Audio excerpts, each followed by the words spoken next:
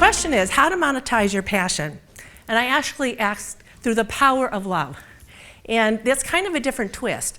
And the reason why I always put love into things is because when I was working as a corporate attorney, we had an incident where the corporation or the field office wasn't making as much money as they wanted to make with this particular new product service we were offering. And because of that, they decided that they were going to steal the book of business and take it all to another corporation, another company. You understand that, right? That's called grand theft. And I was on staff, and I was expected to be a part of that move. But inside, it was killing me. It didn't match my value system, my faith, and I didn't know what to do because these were my family. This was my family. So as time went on, Home Office found out about it, and they came down and they secured the place with marshals. They put us all into a conference room and made the decision that, they decided to talk to each person around the table on staff and find out what's really true. And they lied. One person after another lied that they were given wrong information, they're not doing any such thing, they're happy with the company, and then they got to me. And I couldn't lie.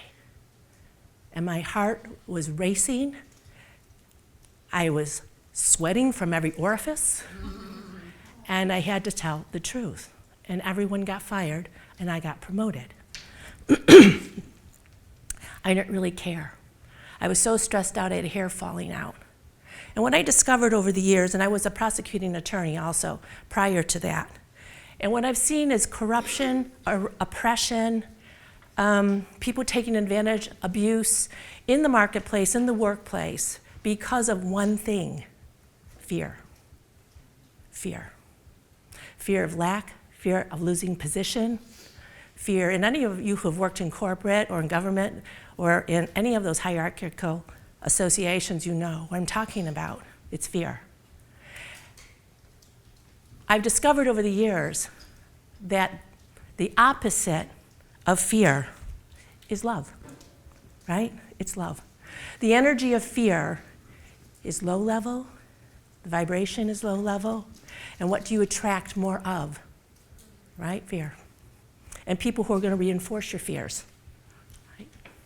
That's why community is important, because love is the opposite. And on the vibrational scale of emotions, love is up here, fear is down here, abundance is up here, lack is down here.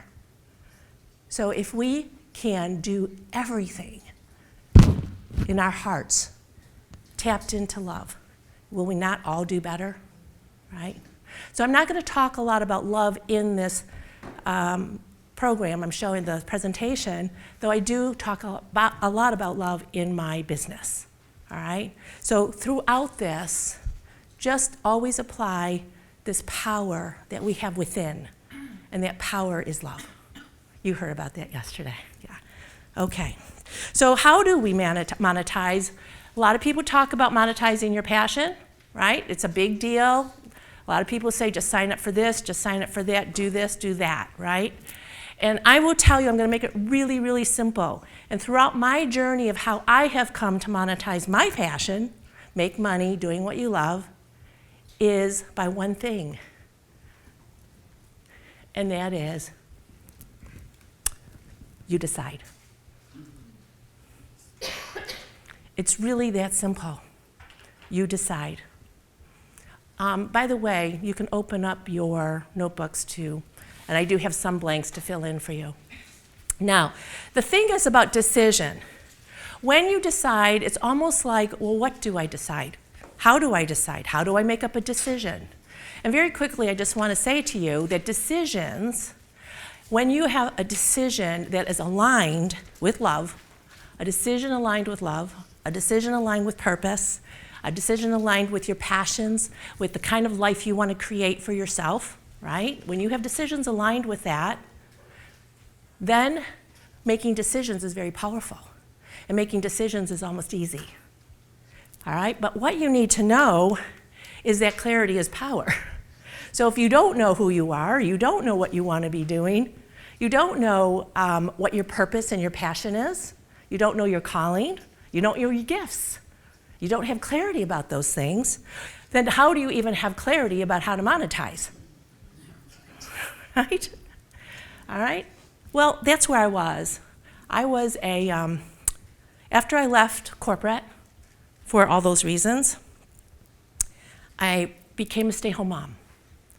And I had 2 stepkids that I was just happy to parent. They were 12 and 14 at the time. They're 48 and 50 now. And I was only 11. They were older than me when I married my husband, see.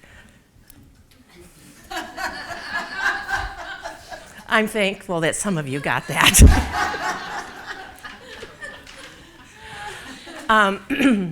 So I had not yet become a stay-home mom at that point when we were raising them.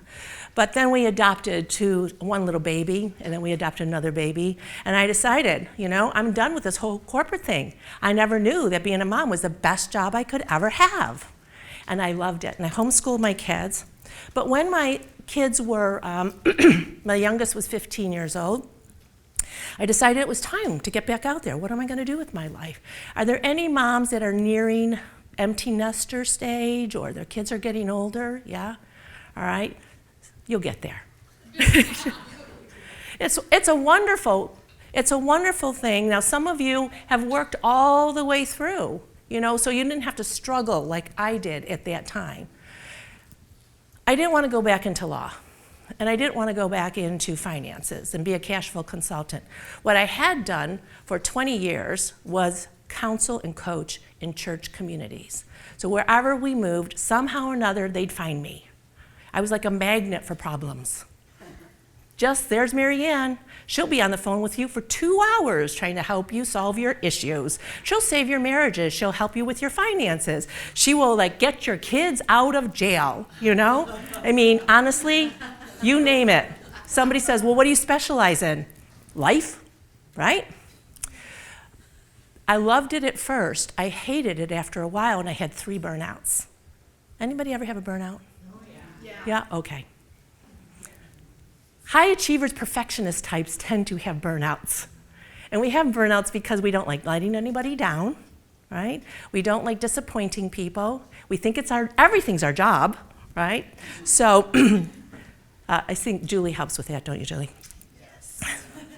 So anyway, I had 3 burnouts. And eventually what I decided was that I don't want to do this anymore. I don't want to listen to anybody's problems. I don't want to be on the phone for hours at a time. I don't want to put, I used to do the phone blocker, the ID blockers for certain people that would call me, right?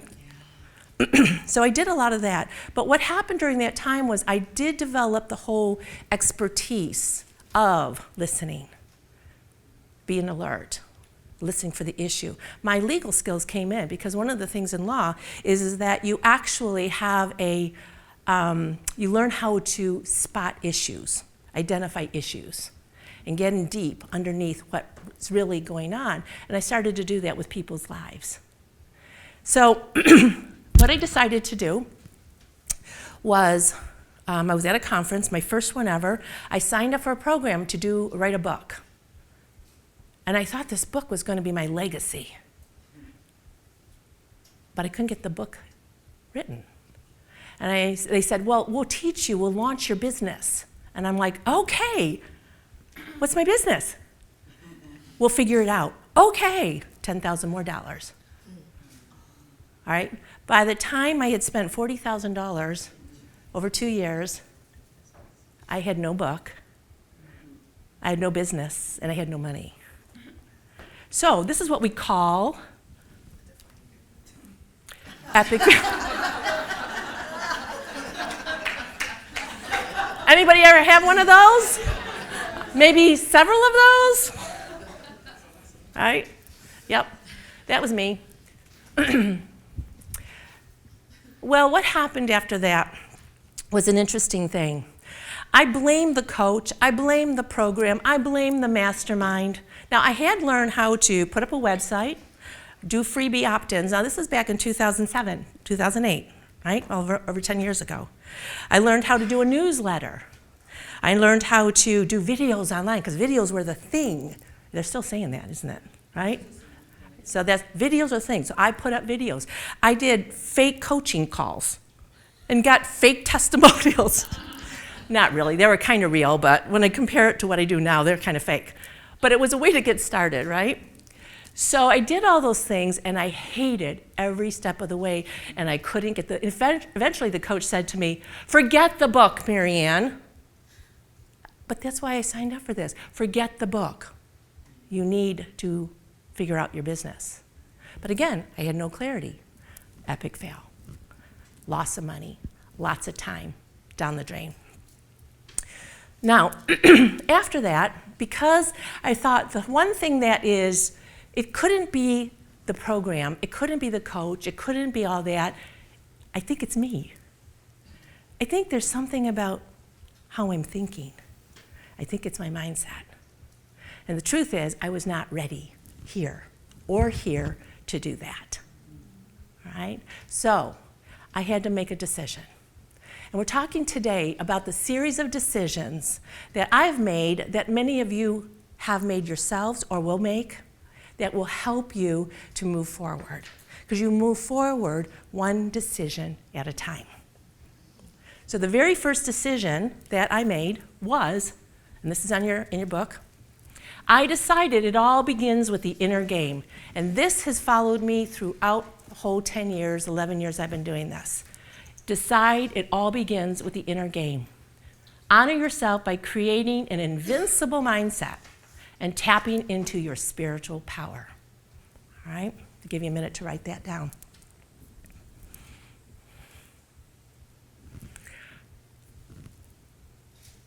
Now, everybody put their hand on their heart, please. We'll try to do this without, I can't actually.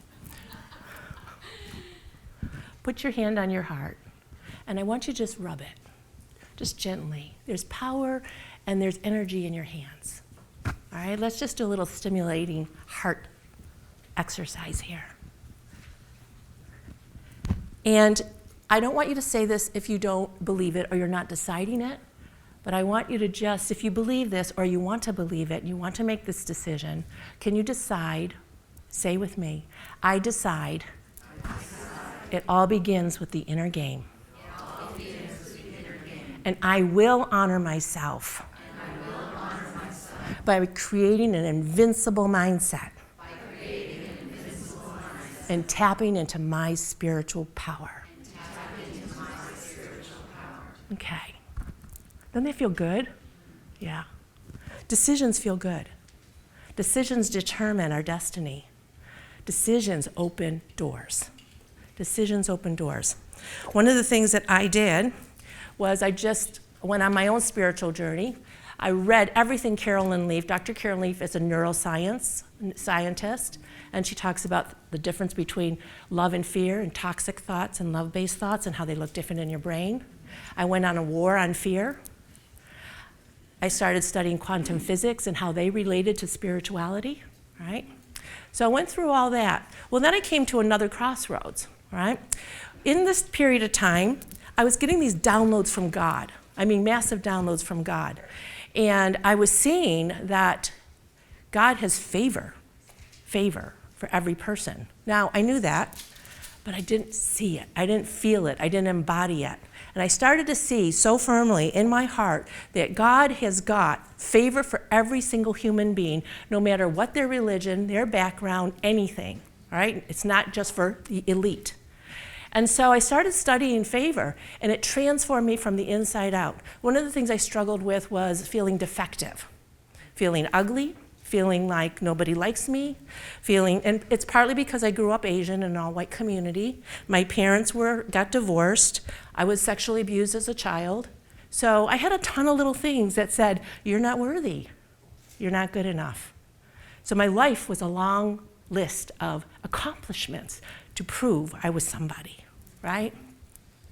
Favor changed all that. It relaxed me. It made me feel like I can just breathe and I have favor, right? Favor opens doors that no man can close. It was an amazing thing, and I got all excited about this message. All excited. And it then made a second decision appear, all right? So every time you get involved in something new, you almost hit a crossroads, a new thought. Well, now that new thought makes you go, oh my gosh, what am I going to do with this?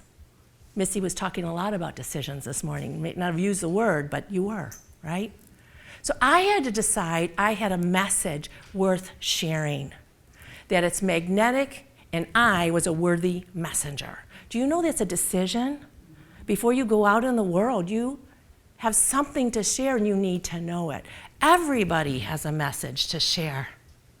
Everybody does. And one of the things that I know a lot of coaches, including me, love to do is help get that out. It's in there. We oftentimes can't see it, right? So decide you have a message worth sharing. Put your hand on your heart. Again, say, I have a message worth sharing. It's magnetic. And I am a worthy messenger. That's right. And it's magnetic because I'll show you how I know this, okay? I was asked to do a talk. It came to me. It just came to me. The message of favor, somebody heard me talking about it, and they said, will you come and speak to our group? And I'm like, sure, you know? Now, before that, I was scared to death of speaking, but when you have a message and you know it's magnetic and you're a worthy messenger, nothing can hold you back. It's part of your DNA. It's who you are. So I was so excited. So I said yes, and they paid me, right? Who knew? Frustration to fabulous through the favor of God. That became my talk, all right? I didn't know I was launching a career at that time. Had no idea. All I knew was I had this message to share, and when I shared it, I felt like me. I felt like me. And all I felt was like I was a conduit, and there were people in the audience, and it wasn't about me anymore, or how perfect I looked, or how well I did. It was about you, and you, and you, and what God wanted to say to each of you. And I believe that this is good for business too, all right? Now, at the time, I was just doing it in like ministry groups and so forth. I didn't know any better. So the next thing I knew was I need help. I can't do this alone. I need help. So you may know this man. He became my next help. Notice I have different hair color. Yeah, Craig Duswalt. How many know Craig? Okay, most of you know Craig. Craig was my coach that helped me write my book, helped me get on stages, helped me to feel good, even better about myself. And he believed in me. You need somebody to believe in you, who's going to stand by you and believe in you, because there's doubts that come up, one right after the other, right? And what I love about decisions is they quiet doubts. Yeah, decisions quiet doubts. So embrace the doubt. When you embrace the doubt, what you're saying is that, okay, something new's on the horizon. There's a crossroad here. There's some decision I need to make that is going to take me one step closer to where I want to go. Now, it may be sideways, and then you got to make another decision to do this. But you know, your purpose will always find you. You can stray way off there, and if you want your purpose to be lived out, it will bring you back. So don't worry about it. It's okay, right? So decide you can't do it alone. This is what happened after that. My next piece of the journey. Yeah, that's me. And I wrote this book. And you were talking about favorite children. Have I ever told you you're my favorite? The power, the importance of feeling special. I never felt special. Favor helped me feel special. And I wanted to let everybody else know they're special. So I wrote this book, and it's mostly principles and stories about things that were favorable in my life. And for each one of us, we're all God's favorites. All right? How does he do that? Okay. Because he's God. That's right. That's because he's God. Yeah. I did my best Cyndi Lauper act. Don't you recognize Cindy and her? And people started asking me to come and speak. I put up a website. I had somebody put up a website, and somehow and other people found me. That's why I say your message is magnetic. I did not do a lot of marketing. I did not know how to do marketing. But if you have a message inside that's so important to you, you got to get it out. Somehow, some way, people are going to find you. Yes. Again, clarity is power. But I hit another crossroads. All right, now I'm thinking to myself, okay, I'm having fun speaking. I'm even getting paid speaking. What was next? I still don't have a business. I'm speaking, but I don't have a business. And I don't know what it is I'm supposed to be doing here, right? And God forbid I coach people, because we know where that went. Nobody pays you. You give up all your time and energy away from your family, right? That was my experience. And in fact, the church did teach me to not get paid. Do you know you can be trained to not get paid? Yes. I was trained to not get paid. So I did a little exercise with myself. I had to go back to the drawing board. Who am I? And I started doing this with my clients later on too. What I've loved doing and what I didn't. Who I've loved working with and who I didn't. What were my gifts and skills? What was my spiritual identity and my values? I don't have that down in the book for you, but it was part of the journey, and all of us, I think, need to come back to that every now and then, because we change. Now, I don't really mean we change, but who we are starts to come out more and more and more. It starts to become released, right? We need to see that. So, decision number 4, decide to honor your gifts. Do you know it's a decision to honor? I did not honor my gifts. I went to God one day and I said, thank you very much for giving me these gifts nobody wants to pay for. Encourager, wisdom, cheerleader, right? I was so angry. I felt gypped, all right? I knew I could do finances. I knew I could do law. I knew I could do business strategy, which I do now, but at the time, I wasn't comfortable with that. I didn't know if I wanted to do that. So I had to honor my gifts. Hand on your heart, please. Everybody say, because you have it. I decide to honor my gifts. I decide to honor my gifts. Okay, yes. Well, the next question after that, now remember, every step produces another question, doesn't it? Another question. What was the next question? Who is going to pay me? Right? All right. I think I'm going to do coaching. I'm good at coaching. It encompasses all my various gifts and experiences. It just makes sense. Something is wrong in my mindset about getting paid, so I got to figure this out. Who's going to pay me? Well, I had this moment one morning. I do journaling to God every morning, and I was journaling, and I was like, tell me what to do about this. Because if I don't know how to get paid, I have to go get a job. I don't want to get a job. Right? Okay, so who's going to pay me? Can I get paid? And then I got the passage from Luke 10:7, where it says, a laborer is worthy of his hire. Yes. And I thought, that's for me. And I claimed it. A laborer is worthy of his hire. Next decision. Decide what you do is worthy of compensation. What you do is worthy of compensation. Hand on heart. All right. Breathe. This is a big one. Breathe.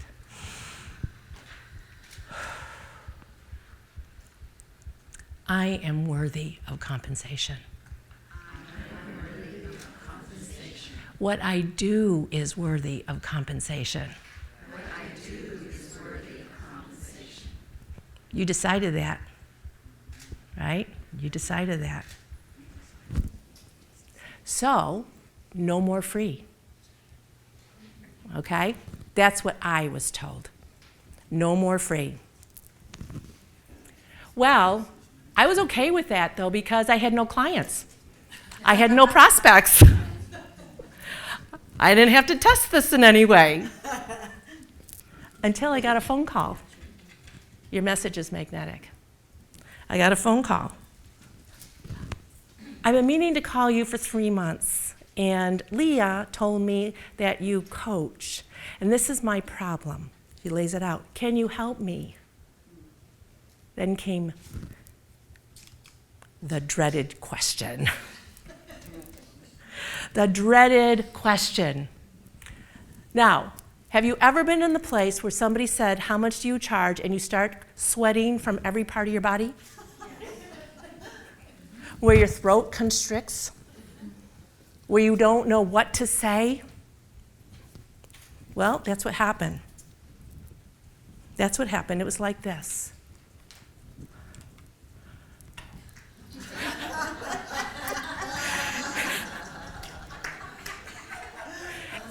Honestly, sorry guys, even my boobs were sweating. Yes. So I eked out $50 an hour. And I thought I was going to throw up. And she didn't say a word. And I thought, should I say 40? How about 30? I'm dying now. I'm going to give it to free because I just can't take the torture. And she says, is that all? And then I felt like, I don't know what I'm doing. I'm a loser, right? Well, that told me something when she said, is that all? You know, people do get what they pay for. All right? Now, it did happen that her marriage was on the rocks, and for $350, I saved her marriage. That's a pretty good investment for her, right? Right? And I got several calls after that. The calls started coming in. Again, no marketing. No marketing. It just was magnetic energy, God bringing to me, referrals. Those are some of the best ways to get business. Right? Okay. So after that, I'm thinking, this is awesome, but I still am not going to survive. I'm going to have to work 2,000 hours to make a 6-figure income on that, right? And so I went back to the drawing board again. And I said to God, one more time, send me a sign. Do you want me to do something I love doing, I'm having fun doing, or do I go back to soul-sucking legal work? And this was a real option for me now. This is the end of 2010. And I went to Craig, and I said, if I can't figure out a business for myself or what I'm doing, then I'm going back to law school and getting my master's in elder law. Elder law was the new hot thing, right? How fun does that sound? Right? Right? Yeah, so I got a sign. A couple months later, I woke up in the morning after some torturous soul searching. I was at my mastermind with Craig, and nobody knew what to do with me. Remember that, Melody? She knew what a confused mess I was. And I woke up in the morning, and I heard the words, transforming you from worrier to warrior, your life is waiting. And I'm like, oh my gosh, my first brand.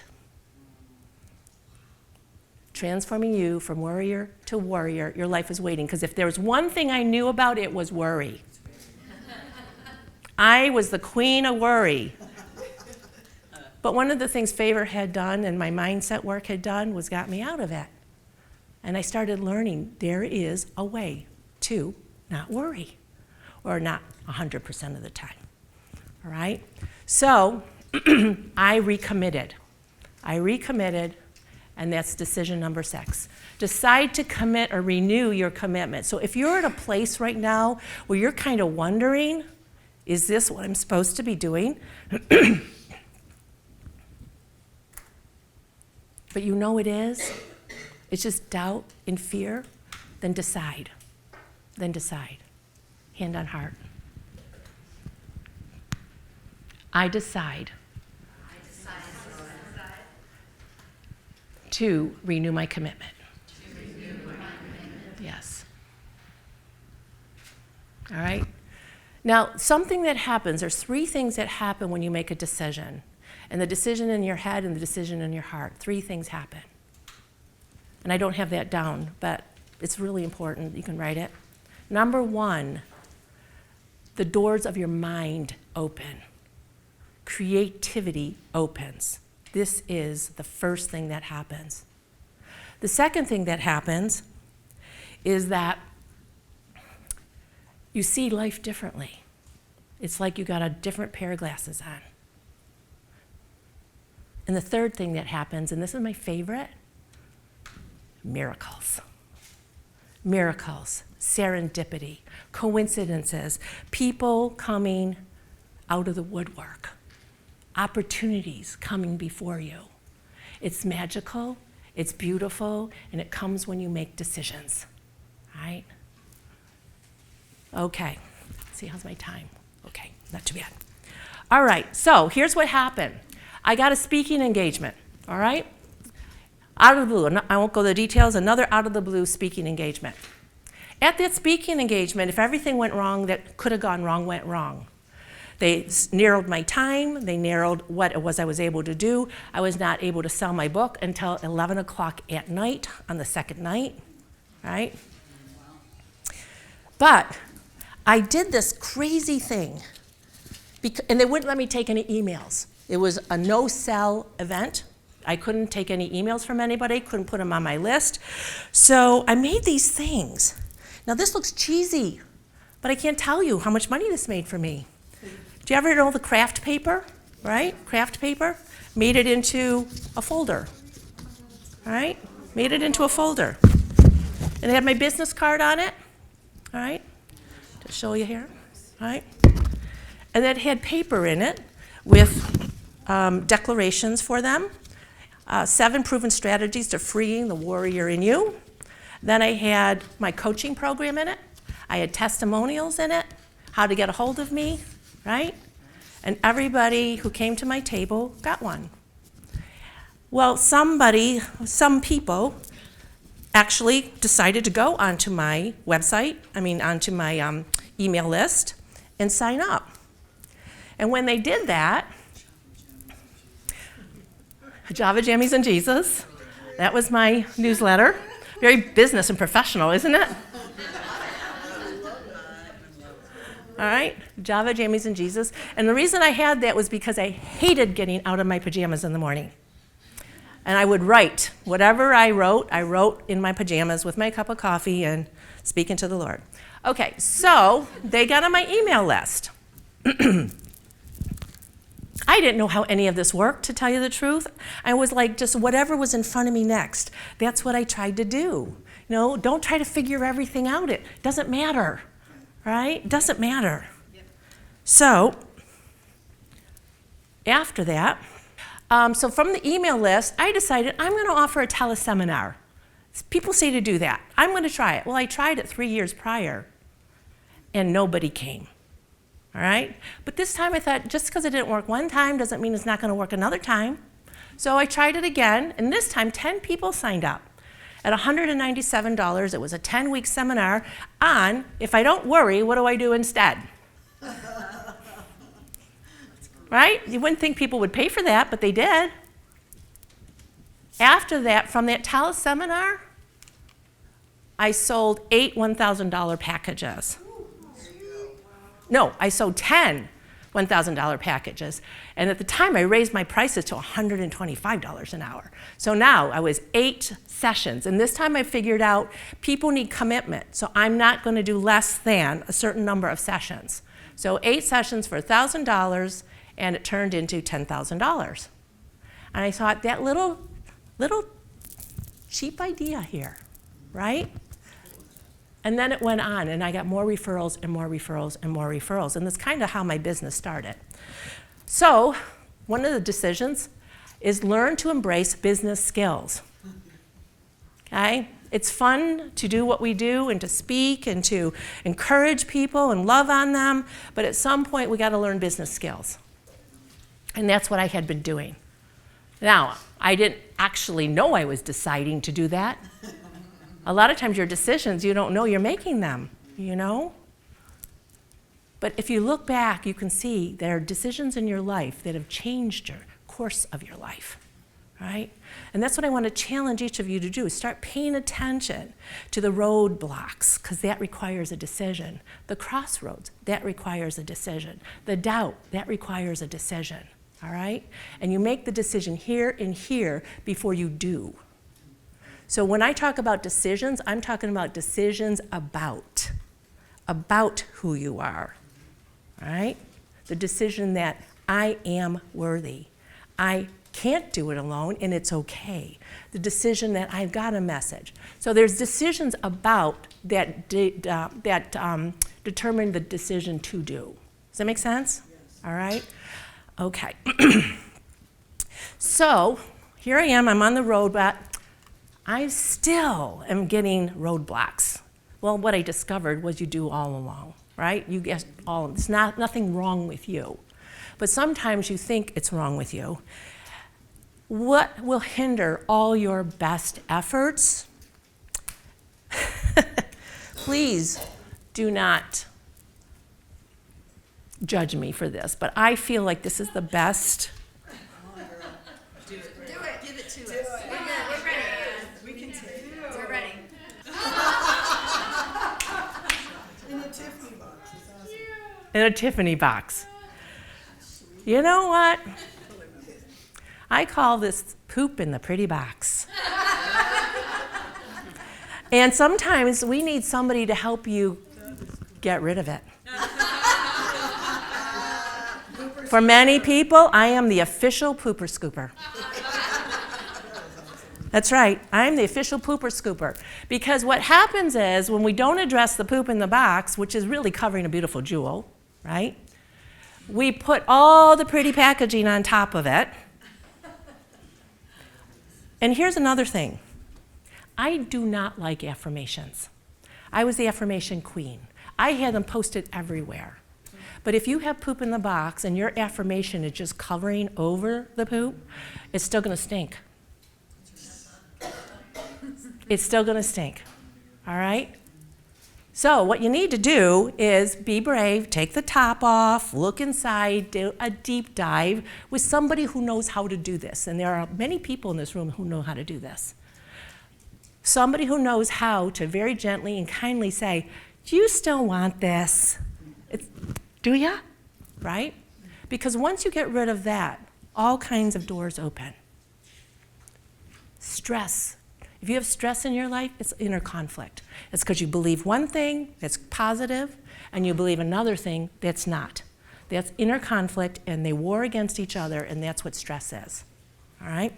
So, I do have ways in which I do this. I have a proprietary methodology, beliefs, thoughts, feelings, actions, results. I'm not going to go into it, but there is a way to identify the poop in the box, what your false beliefs are, what the lies are you believe. There's a way to identify them that's very easy, and there's a way to shift it. All right, so don't be afraid of doing that work. That work is the best work you're going to do. It's going to affect everything else. All right? Now, once you do this work, then you can, you can make the next decision, which is to show up and shine. Do you know, walking into this room today, I have to decide. Now, we can't make ourselves shine. I believe that. You can't force a shine. You can't go, I'm going to shine today, and send out rays. It doesn't work like that. Did you get them? All right? It doesn't work that way. It happens naturally. It happens naturally. All right? If you're feeling like inside that you're on purpose, you feel good about yourself, you have love in your heart, it just flows. All right? If I had to work at this, I'd be done. I'd quit. So, you don't have to work in it. Hand on your heart. Close your eyes. And say, today, I decide to show up and shine. That's right. Fear and shame slime your shine. All right? So true. I'm almost done here with this. After this, I started to get invited to a lot of different places to speak. There's this woman over here. Oh my gosh, this was so fun. That is Joel Osteen's sister. And I spoke with her like I couldn't believe it. She even started giving me texting. She started texting me. I was like, wow. My husband, my business did so well. You can't really see it, but in the back is the Eiffel Tower. I took him to Paris for our 30th anniversary. Yeah. Natasha, Craig's wife, invited me to be a model for her agency. I've gone to lots of auditions. I've never gotten anything.